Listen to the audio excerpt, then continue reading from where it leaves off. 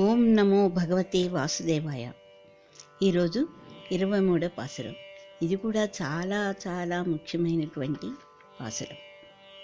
ఈ పాసురంలో స్వామివారిని గది నుండి బయటికి వచ్చి సింహాసనమును అధిష్ఠించమని ప్రార్థిస్తున్నారు. గది నుండి బయటకు ఎలా రమ్మంటున్నారంటే సింహంలా రమ్మంటున్నారు. ఎటువంటి సింహం? సింహం వానాకాలం రాగానే ఆడసింహంతో కలిసి గుహలో ఉంటుందిట. ఎలా ఉంటుందంటే 3 అంకెలా పడుకుంటుందిట ఆడసింహంతో. అనగా గుహలో మనం చూడగానే ఒకటే సింహం ఉందా అన్నట్లుగా ఉంటుంది. అలా అని అది పడుకుంది కాబట్టి మనం దగ్గరికి వెళ్ళగలమా? వెళ్ళలేము. అది పడుకున్నా వెళ్ళలేము, అది మెడుకుగా ఉన్నా ఉండలేము. సింహం అంటే అది. అంటే ఇక్కడ ఈ అడవి కూడా ఎలా ఉందంటే దట్టంగా పగలే చీకట అన్నట్లుగా ఉందిట. అటువంటి అడవిలోనున్న గుహలో ఉంది ఈ సింహం. అయితే ఈ సింహం సూర్యకిరణాలు చెట్ల మధ్య నుంచి పడటం చూసి అప్పుడు సింహం బయటికి వస్తుందిట. ఈ పాసురంలో సింహం మేల్కొన్న తర్వాత ఉండేటువంటిది వర్ణించారు.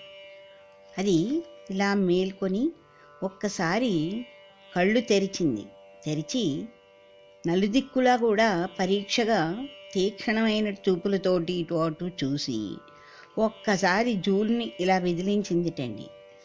ఆ జూలు విదిలించగానే మంచి సహజమైనటువంటి పరిమళం వచ్చిందిట దానికి. ఆ సింహం యొక్క జూలు అంత పరిమళంగా ఉంటుందిట వాసన. సింహానికి అందువలన కేసరి అనేటువంటి పేరు కూడా ఉందిట.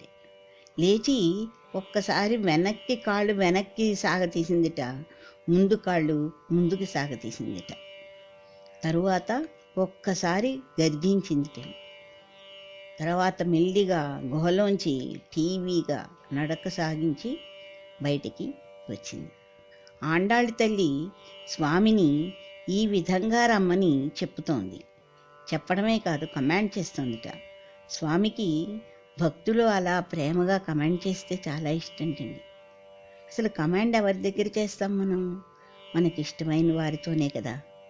మనం అంత అధికారంగా ఎవరికి చెప్తాం? ఏదైనా ఇది చేయి అలా చేయని ఎవరికి చెప్తాం? మనకి ఎవరి మీద ప్రేమ హక్కు ఉంటాయో వారి మీదే కదా కమాండ్ చేస్తాం. ఆ విధంగా ఆండాళ్ళ తల్లి స్వామిని గది నుంచి బయటికి ఆ సింహంలాగా వచ్చి సింహాసనాన్ని అధిష్ఠించమని కోరుతుంది ఆండాళ్ళ తల్లి. అయితే ఇక్కడ సింహాసనం అంటే ఏమిటి? మనం చూసే సింహాసనం కాదండి, హృదయ సింహాసనం మీద కూర్చోమని ప్రార్థిస్తోంది మిగిలిన గోపులతో. అంటే తన యొక్క హృదయ సింహాసనమైనా స్వామి అందరి హృదయ సింహాసనంలోనూ ఉంటారండి. అందరిలోనూ స్వామి ఉంటారు. స్వామిని మనం అలా ఊహించుకుంటాం అన్నమాట. ప్రతి ఒక్క ప్రాణిలోనూ స్వామి ఉంటారండి. ఓకే, ఆ విధంగా ఆండాళ్ళ తల్లి ప్రార్థిస్తుంది.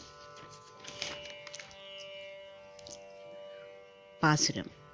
மாரிமலை முழங்கில் மன்னிக்கிடந்துறங்கும் சீரியு சிங்க மறிவித்துத்தி விழித்து வேரிமயிர் பொங்க வெப்பாடும் பேருந்துதறி மூறி நிமிர்ந்து முழங்கி புறப்பட்டு போதருமா போலே நீ போவை பூவண்ணா உன் கோயில் நின்றிங்கனே போந்தருளி கோப்படைய சீரிய செங்கானனத்திருந்து யாம் வந்த కార్యమారాయ్ తందురులేలోరెంబావాయ్. ఈ పాసురాన్ని కూడా ఈరోజు మనం 2 సార్లు చదువుకోవాలి. వర్షాకాలంలో